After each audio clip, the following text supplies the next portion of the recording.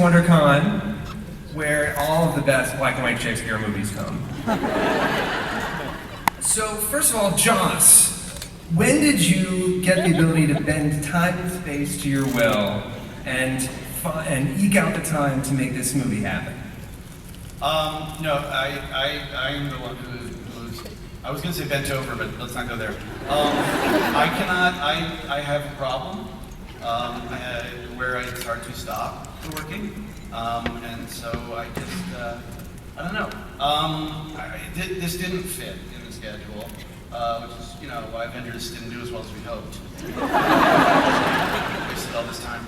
And honestly, the way I'm able to do it is that you have to have a bunch of people who can do it. You have to have this group of people who can move so quickly and so well and artistically that you know you can accomplish what you want to in 12 days. If you don't have that confidence, then you don't need to try.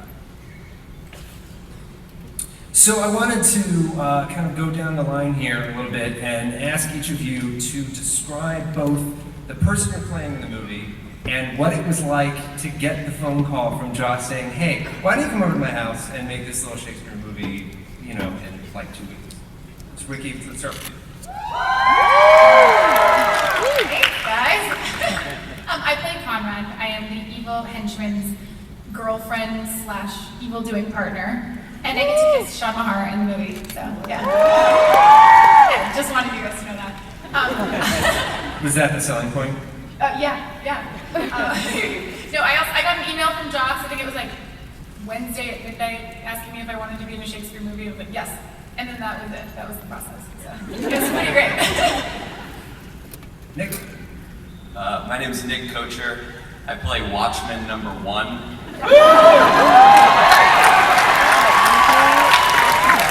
I'm sort of the lead of the film. I think really the moral backbone of the movie. Getting that email was, I think my first instinct was that I had somehow unknowingly witnessed Joss like commit a murder or something.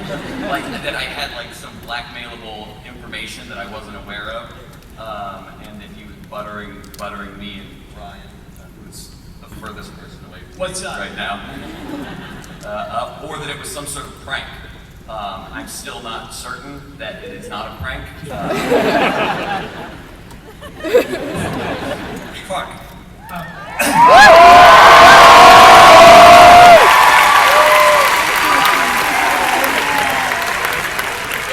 Okay, well that just made my day. Thank you. My name is Gregg. Look, you don't know me that well, but I'm already a little insufferable, so don't feed the beast. Okay? I played Agent Leonato.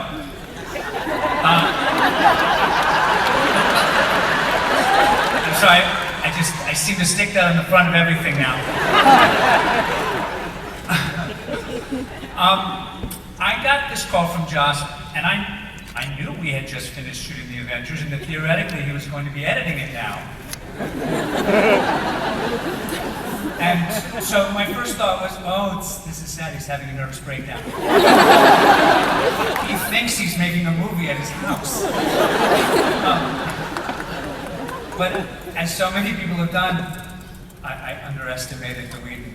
And sure enough, I showed up 2 days later, terrified, trying desperately to learn a lot of lines, and there was this kind of magnificent group of players from films and TV shows that I admire, and a lot of alcohol and food.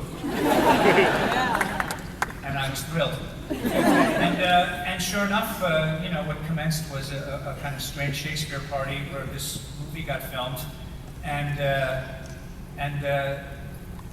the fact that we're now here with it is just the kind of cap on top of the magic.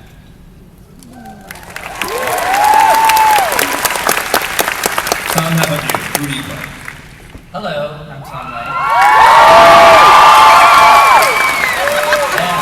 Good morning. Oh, Monica's hat looks a lot stupider than I thought.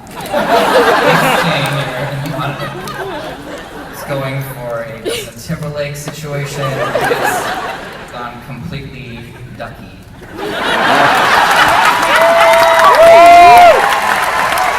Or Awesome. Okay. Question is, what am I playing? I play Morgese, I'm the sidekick to Nathan Fillion in this film. Very difficult job to do. I was very excited to, just let Nathan do all the work and capitalize on his humor and handsomeness. I got an email from Joss, and of course I said yes, but was also having a silent panic attack as I was deeply shamed by my Shakespeare acting teacher at UCLA. And I've said this before, I did get a C in that class. So I wasn't sure Joss was, really having the right person play this part, since I was, on paper had already been proven to not do good. So, there you have it.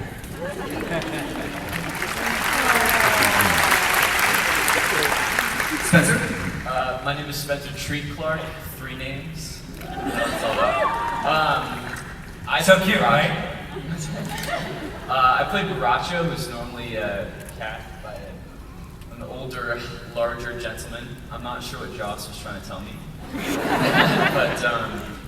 When I got the call, I was in Wyoming working on another project, and I had horrible service. I was in the middle of a cow field, and Joss asked me to do something, and I wasn't quite sure what it was, but of course I said yes. And then when you showed up and you realized that it was Shakespeare, what was your reaction? Say again now? And then when you showed up and you realized that you had agreed to do Shakespeare, what was your reaction? I was pretty excited. I hadn't really done any Shakespeare, but we had a lot of people had, and a lot of people had, so it was a little bit of an adventure. Sean, how about you?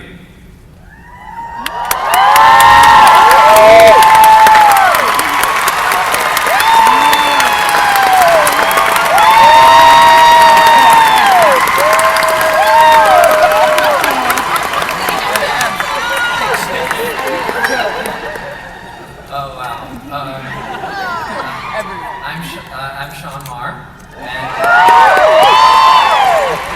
on the back of my nameplate it says, "Please be aware that many members of your audience may be under 18 years of age." So I'll keep my potty mouth to myself on Easter Sunday. So I don't even know what the question is. Who are you playing? I play Don John, the devious bastard villain. Oh, there you go with my puppet. He's the villain of the play. He's attempts to foil the plans of the wedding and the happiness of others, because he's mean and villainous. So how did I get? I was also I was out of town. I was working in Chicago. I got an email from Joss. It was like 2:00 in the morning. I was coming home from work at my hotel, and there it was. And Joss had told me what he was doing. He was planning, to shoot this movie, blah blah blah. And he said, "I need a sexy villain. I need a sexy villain. What sayeth you?" And I replied, "Does this mean you think I'm sexy, John?" And he said, "Oh, stop fishing for compliments. Are you in or you out?" And I was, I think, will echo what a lot of people say. I was terrified. I had never done Shakespeare, ever. I mean, I had done scene study in college, but never a true play. And I don't know, so we took a leap of faith and went for it.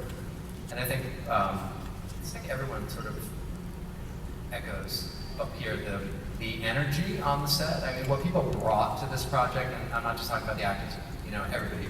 Where's Jay? Oh, it's right there. Everybody, all the crew, even craft service, like everybody, hair and makeup, there was this extraordinary energy. Everybody just brought this, well, maybe not Nathan, but everybody just brought, 150% to it, because everybody wanted to be there, because they love this idea of this project, and we love Joss. It was really wonderful to be surrounded by that kind of dedication and talent. It was extraordinary.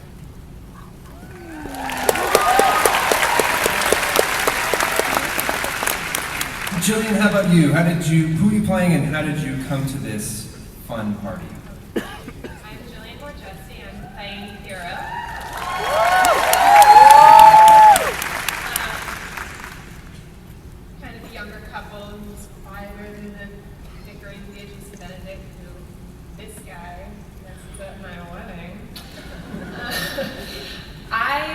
was an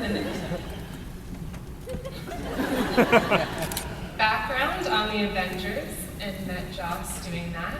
And through a series of events, I ended up Skyping an audition for this with Joss. I had to do a Shakespearean monologue, never done Shakespeare before, so I did it, and he said, I want you to play hero after I finished, and then I don't even think it went into my head, and I was like, okay. And then I said goodbye and turned off Skype, and then I was sweating, and I was like, what is happening? And then about a week and a half later, I was there filming, and I was terrified until I got there and met everyone and felt so comfortable so fast, which was amazing. And I had the opportunity to go every second I wasn't filming. I would go and just sit behind the monitor with Joss and watch these people do such amazing work, and I learned so much from the experience, and I'm so grateful. Thank you.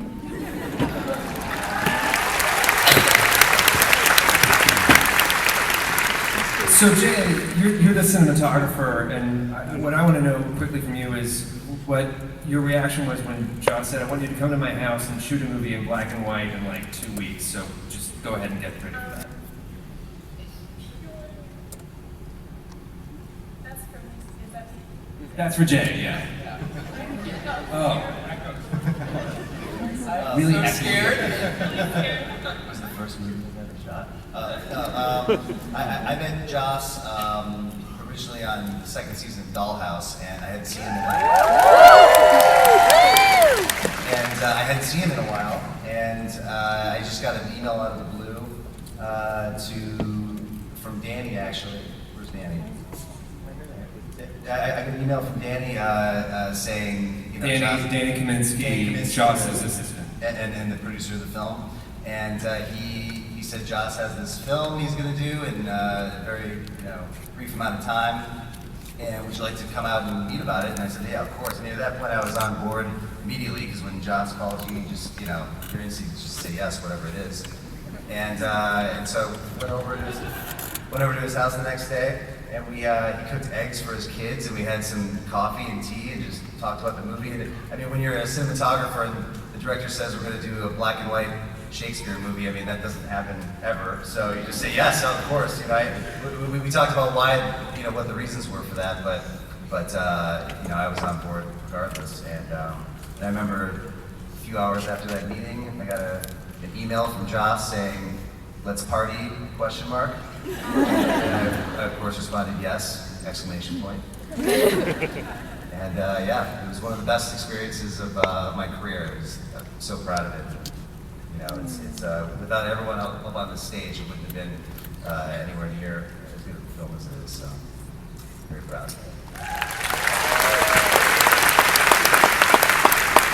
Romy, how about you? Who do you play, and how did you come to this fun project? Brian and I are at the kids' table. Yeah. That's all. We're sharing one handheld mic. Hello. I play Sexton. I'm not really quite sure what I do. But I had met Joss at a Glee party and was so hi. And about a year later, got a text that said, "Hi, Joss Whedon." All in text, but I'm just going to do the dramatic interpretation of it. Joss Whedon, and I'm just doing this film, and you're probably busy, and it's just a small part, and you're overqualified, and it's the Sexton and Much Ado About Nothing. And it sounds like a porn, because I've never been asked to do Shakespeare ever. So I was like, Sexton, Much Ado About Nothing, Joss Whedon, yes. Yeah, about it. My name is Brian McElhaney. I play the second Watchman, the second most important character. So Nick and I, who's over there, we do sketch comedy in New York. Plug the website now. Oh, brightsanta.com. And Joss was kind of just a fan of us, and his assistant emailed us and asked us if we'd like to come and shoot these small parts in this film. And we went, Yeah, absolutely. And then we just flew out, and Joss was very grateful that we came out, and we were like, are you kidding? Like, we don't do anything. We're just two idiots in New York with no job. Of course we came out and did this. And it was the most fun we've ever had. It was great. So it's about Much Ado About Nothing, other than the fact that it's set in one location, which made it easy for you to do it at your home, that you really liked, that you thought this will work well for a movie that I'm going to direct? You know, I've seen it many times. It's incredibly funny. It's very modern. It's very accessible. It wasn't really until Kai, who produced the film, my wife, who produced the film and who built the house we shot it in, really said, you know, you've been talking about this. You've got the actors. You've got everything in place. We've got a crew now that we were looking at to use for another movie, and they're in place. Everything's there. You just gotta what do you want to say? And I don't know, it's about nothing. And when I looked at the text, really just looked at it for a short period, I just went, oh, this is dark and full of pain. How did I miss that? And I think there's an opportunity here to really examine the underbelly of what's going on while still having all the fun. You know, I realized I'm as interested in Hero and Claudio as I am in Beatrice and Benedict. I'm as interested in Borachio and Margaret and everybody in the play and their motivations and my understanding of them. You know, you can't ask people like this to your home if you don't have something really important to say about them. Except for the sexton, I'm sorry. But, I mean, at least she's, you know, in the play, unlike Antonio, I just cut. This guy.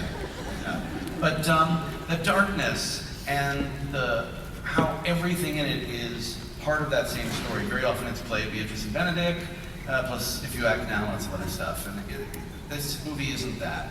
It has a lot of commentary about romantic love and how we're pushed in certain ways and how we're expected to behave in certain ways and think certain things when we're in love. And that to me is extremely grown up, and yet while it's tearing it all down, it's also very romantic. And I thought, I think I can also put some sex in here. And I tried to put a lot of sex in the Avengers. Scarlett just kept going, Joss, stop. You're embarrassing yourself. So this is my revenge. It's also questions for everybody here. I'm going to open it up to questions very soon, so if you want to start lining up at the mic, we'll get to that in just a second. I have two more questions.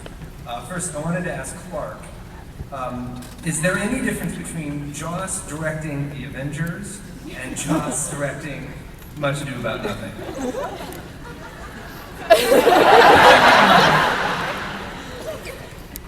They're both so awesome in different ways. You know, there's no danger that anyone's going to turn into a giant green rage monster. And I was clear that in this script, it was going to be hard for him to kill me off.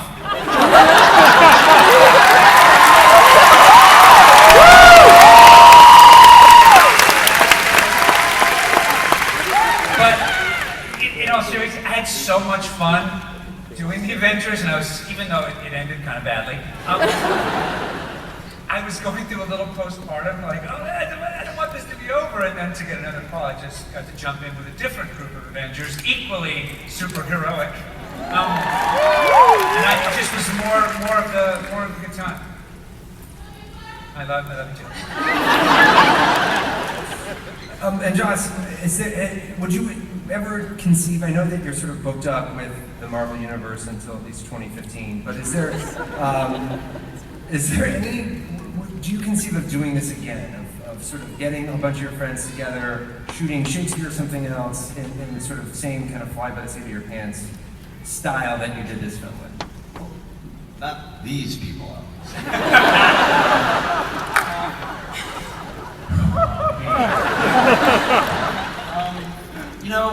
Yes, but the question very often comes like, well, which Shakespeare play are you going to do next? And there are two answers to that. First is Hamlet, and the second one is that's not necessarily the next thing I want to do. What I would love to do is take this exact cast and do something completely different. I had never shot Shakespeare before. I had never edited a movie, which Danny Kaminsky and I did together before. I had never written a score before. I have now done a Shakespeare movie. It gives you the bug and you want to do more, but I also want to do something new, something very different. But yeah, truthfully, if it could be with these guys, I honestly wouldn't care what it is.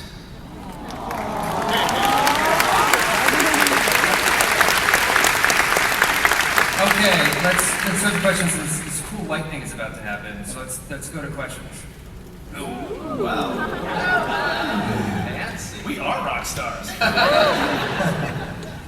All right, my question is for the cast and for Joss. I was just wondering if you could notice any similarities sort of in style or anything between the words of Shakespeare and the words of Joss Whedon. Like if there was any sort of similarities there in sensibility or tone or anything like that, and then if Mr. Whedon could answer that as well, that would be fantastic. Thank you very much.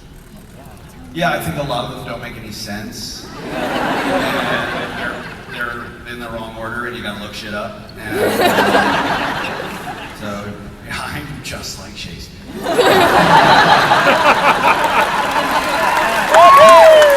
That quote is gonna get tweeted and then everyone will hate me.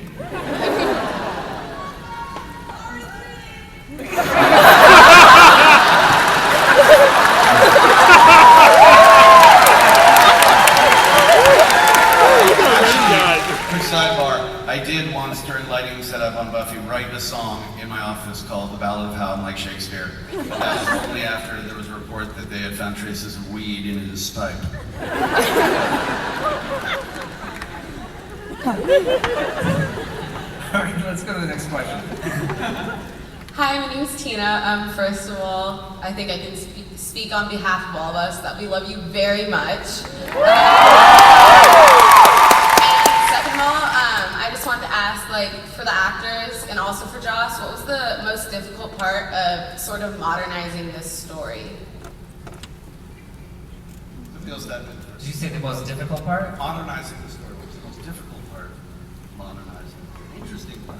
Modernizing. Make a joke or something, for God's sake. People lined up since fine. Well, for some, I'll do it. For some of us, like, I didn't exactly always understand what I was saying, so to me, Shakespeare is a lot like speaking Swedish. I'm not fully trained in Swedish or Shakespeare, so I would have to ask Joss to essentially translate and then I'd have to ask Alexis. So it just was kind of, but that, he actually made it easy because all the direction and all the way the scenes were set made sense in the original text and probably the way you would have seen it on stage, but then it also made sense, you know, in the bedroom of this house or in the policeman's lair. What do police have? Not a lair, a station? I don't know.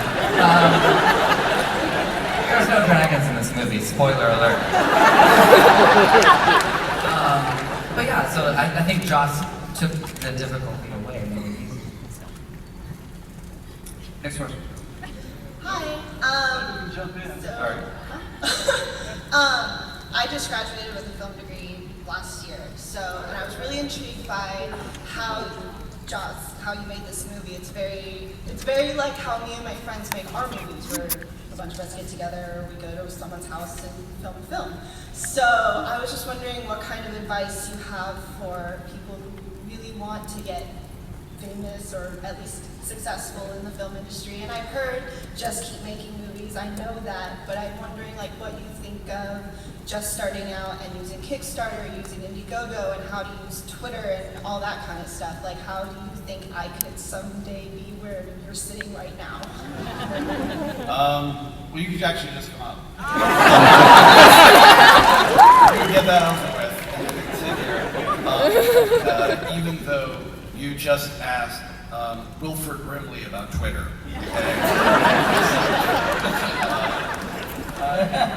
I could not know less about how to work social media or what my phone is for. I still make calls.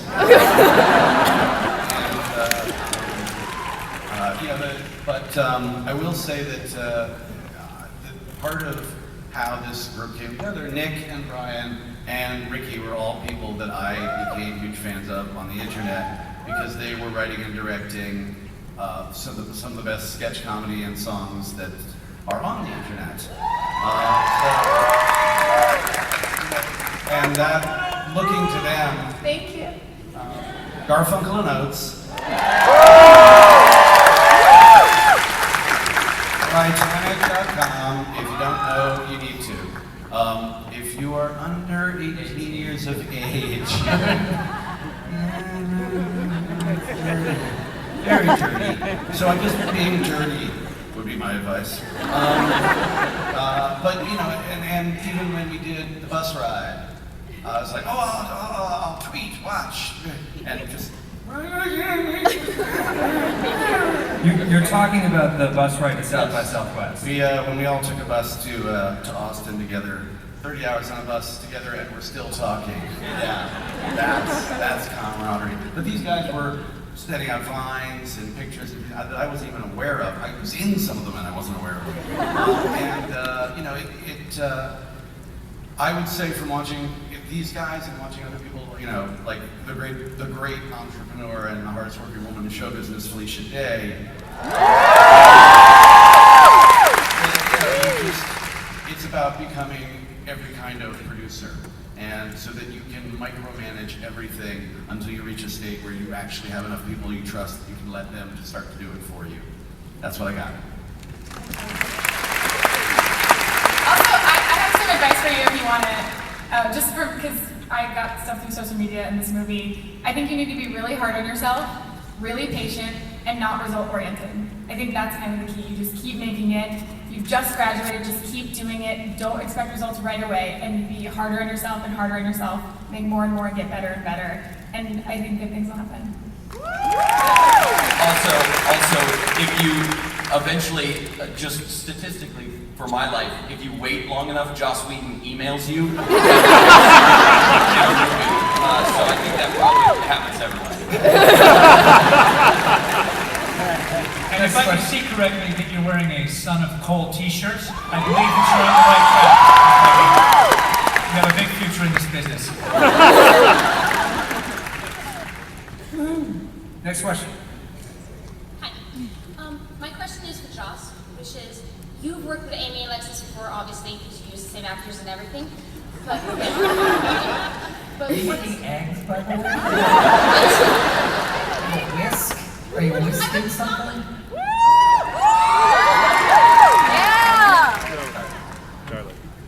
question is, what is it like having two actors who you before have had a love interest and have that chemistry, but as completely different love interests? And like, what is it like directing them in that kind of way?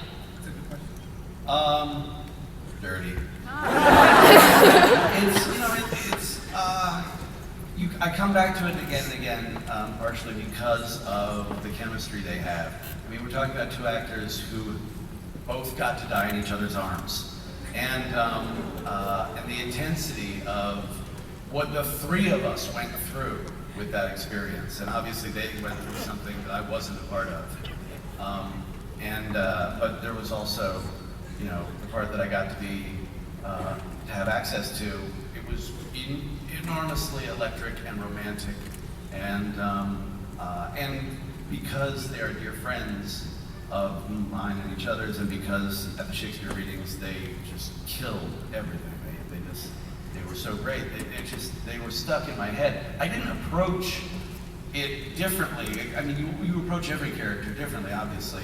But I wasn't looking to get something that I hadn't already gotten, because they came to it with a history, and in our version of the movie, Beatrice and Benedict have a history.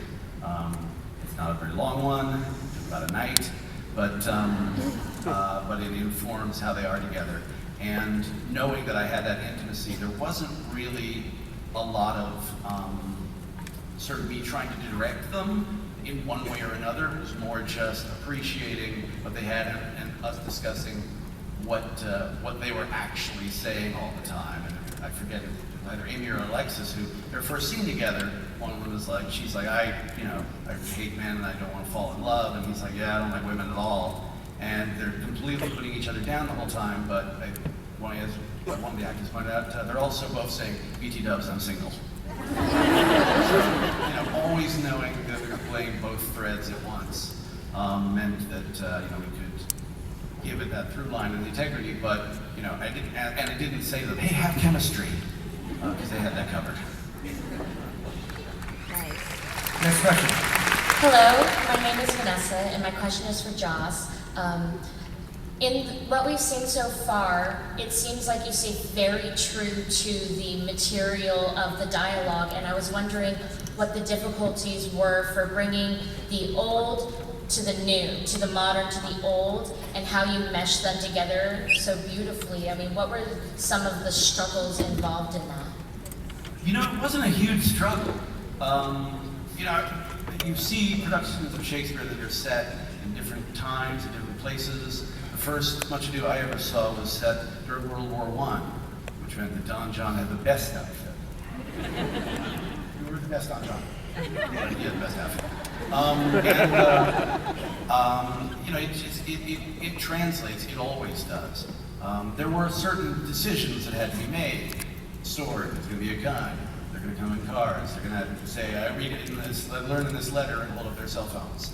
Not so to be cute about it, but just because, so that it would flow. But with the black and white and putting everybody in these elegant suits and lovely summer dresses, we were trying to, while modernizing it, also create a kind of distance. A sort of, these are people we don't all necessarily hang out with. This is from another era. We wanted to evoke kind of a 30s and 40s noir comedy thing. So, the language, it just works, it holds up. Shakespeare's talking about people, and very often, even though it's very poetic, in the way that people talk. These guys all wrapped their mouths around all those speeches with such specificity and such emotion that, I think, hopefully, a little ways into the movie, you forget that it's Elizabethan funny talk. Can I add something to that, actually? One of my favorite parts about the film is that how Joss interpreted the text through a modern lens, or a contemporary lens, or contemporary perspective, and it elicits this new meaning that Shakespeare probably never intended, but you've got these jokes and sort of like funny and touching moments that I don't think you've ever seen in other productions of the play, because of just the blocking and the, for instance, changing the gender of Riki's character, and these decisions elicit new meaning, and that's the most unique part about this. It's not just a bland retelling of the same story. It's new.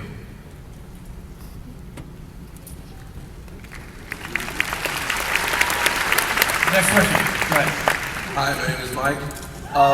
What was the decision of it being a full black and white movie that you did like a hint of color in the movie? What was that decision?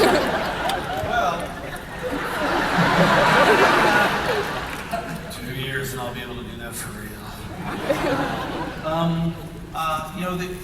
They stuck little bits of color in the trailer, which was something we had actually talked about doing in the movie, because there were certain things we really wanted to pop out. We didn't have the money to do that, because it would have taken, so that was actually done by the trailer house, I think, beautifully. We wanted to because, for example, the room that Benedict and Claudio Benedict was talking about, his disdain for women and marriage, and they walk into the room that they're staying in Leonardo's estate, and it's bright pink, because it was actually my daughter's room. And I was like, can we have the pink? But then where do you get rid of the pink? And it was something we would love to have done, but we couldn't. So it's just, we went with black, white, and some grays. Next question. Hi, my name is Matt, and this is directed to Josh. First off, my mom says hi. Second, before you create or participate in a project, what is the thing that makes you say, yes, this is something that I want to do? Do I have something to say? It took me a long time to figure out if I wanted to do the Avengers, because I I knew that it was a job of work, and I sort of thought about it for a long time and went, okay, do I have anything to say about a bunch of weird, alienated people who were forced to come together when they'd rather be alone? And I thought,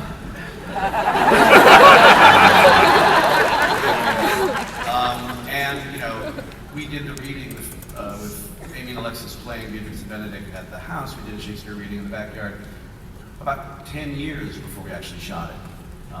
And it was looking at the text and going, oh, I have something to say about this. It's not, as Jay was saying, you can throw up cameras and shoot a production of a play, but you know, we wanted to make a film, we wanted to make a new film, and it was realizing, oh, this will be my version of what he has to say, which is what every director and actor gets to do when they reinterpret something classical.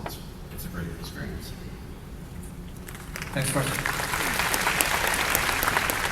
Hi, my name is Lisa. I have a question for That's an Joss. awesome t-shirt, by the way. Thank you. I have a question for Joss and the entire cast. Do you guys have any memorable on-set experiences? Somebody else, memorable on-set experience? Someone have one, or make up an awesome one. What about Nathan? He's not here. He can't. Well, I'll jump in. It's hard to pinpoint, I think, one experience, but a lot of the party scenes, it was actually a real party happening, like in one room, and then you would go and film in the other room, and go outside, and then come back in and join the party. And there were just so many dance parties, which I think might be my favorite part. And we continued, I mean, every time we get together, there is a dance party on the bus even. So for me, that just like getting together and dancing. The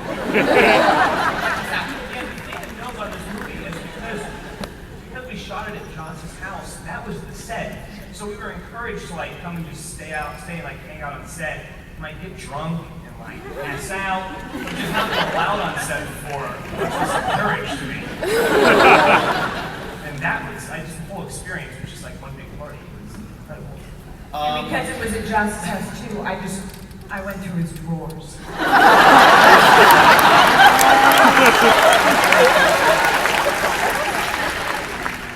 She doesn't need the chest. Well, and also it weirdly has continued. Like there's been reoccurring dance parties, and then the 2-day-long dance party on the bus to Texas. So it's a weird that a cast even sees each other after filming something, but the fact that we all got along so well and continue to hang out, it's kind of weird but awesome. I feel like once it does come out, we're gonna have to make excuses like, it's a week anniversary since it came out, let's have a party. Let's get a bus. 2 weeks, let's have another one. Drive a bus. It's Tuesday. Morning. I think what's really memorable for me is that usually if you play a character in a movie who doesn't have a name, you don't get to sit on a panel and answer questions. Let alone get to ride in a bus with the rest of the cast. And the fact that that Brian and I were made to feel welcome at all is incredible. Well, Brian has a name. That's right. So I He has a name. Just you. It's only you. Right. And thank you for reminding me again, Joss. I think we've taken up enough mic time.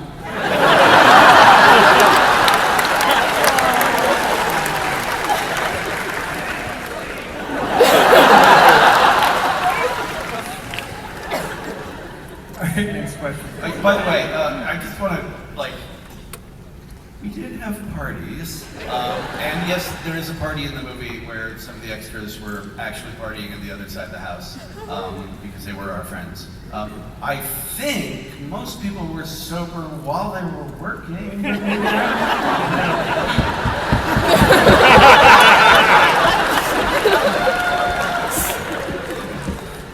I mean, we were all on coke, but we didn't drink.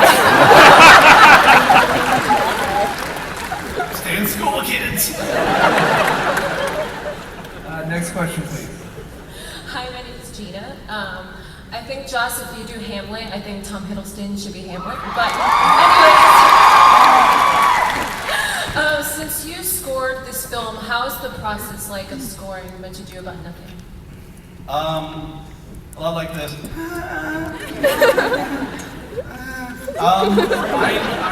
It was very difficult in some ways because I can't really play an instrument or work Pro Logic very well, so it went slowly. Also, I was doing the other thing. But it was honestly as much fun as shooting it because when you do something like that, when you compose in a different way, you're a character in the movie.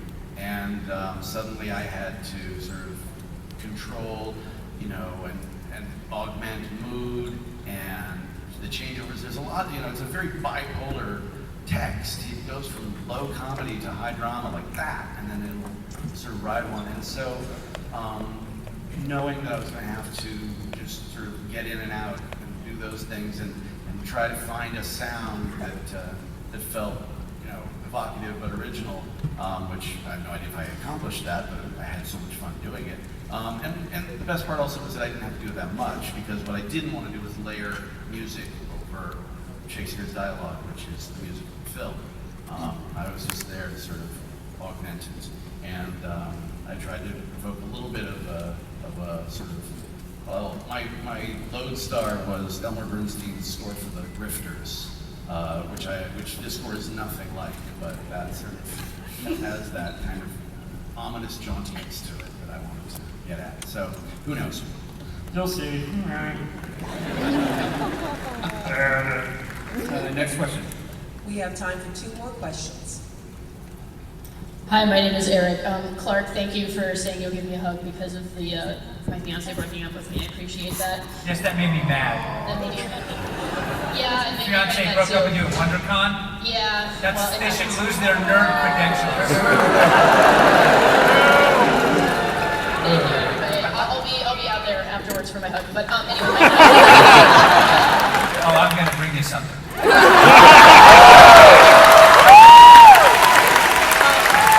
Maybe we can take it to your fiance.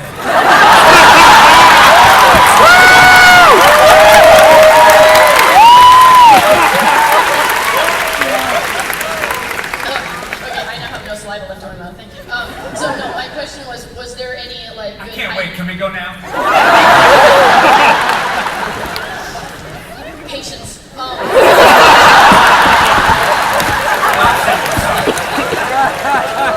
So my question was, were there any hijinks or pranks on the set between anybody, and if there's any stories about that? Hijinks or pranks? If this is when you reveal that it was all fucking prank,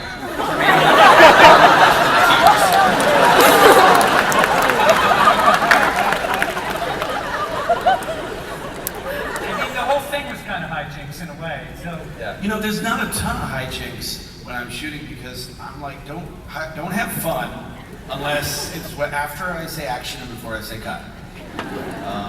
And we had to shoot 8 pages of Elizabethan dialogue every single day, so we were all in a state of joy and in my case panic. It was just a constant. So I don't know. I mean, that was kind of what felt like the probably not so accidental magic to the thing was completely consuming. It was all in the same place, and the camera was almost always rolling and shooting this stuff. So all that stuff, the hijinks, all that stuff, kind of made it into the film. You see it in some of the. It's there, you know. It wasn't spent out on the craft service table. That didn't sound right at all. Anytime someone fell down, I had strategically placed a banana peel, so that it's hijinks. If you ever get Reed Diamond to do one of these panels, you'll discover what a true fop is. That is, honestly, after filming the highlight, was Reed doing his fop. There were hijinks, like in Toronto, when we went to the film festival, we met what we thought was Bono, but it was the world's greatest Bono impersonator. It wasn't Bono? Like, we thought we were to a Kieran concert, but it was Shakura, like that was... That was great. Hi, James. Hey, crazy. Sorry. Story for another time. Shakura. We thought it was Shakira. We're French by Shakura. Still angry about it. Last question. Thank you all so much for Much Ado, and Joss, thank you for what I like to imagine is Wesley and Fred finding each other in another dimension. My question is, so when did we get James Marsters and Juliet Landau to play Macbeth and Lady? I think you said something about James and Juliet, but I didn't hear it all. James and Juliet as Macbeth and Lady Macbeth. Well, when we started the Shakespeare readings, it's because James desperately wanted to play Macbeth. And I said, we used to do these readings when I was a kid. We should get together. And he's like, I'm in Macbeth. Macbeth now. And I think he actually, every reading we did, whatever part he got, he just played Macbeth. I don't think Festy the Jester sees Banquo's ghost. No, he does.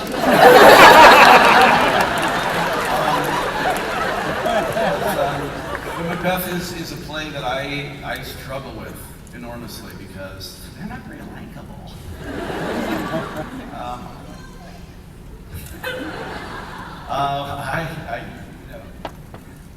I can still kill people.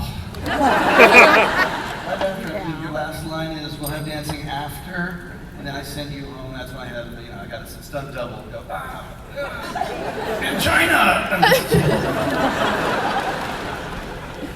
Knew it. Well, guys, thank you so much for coming out here.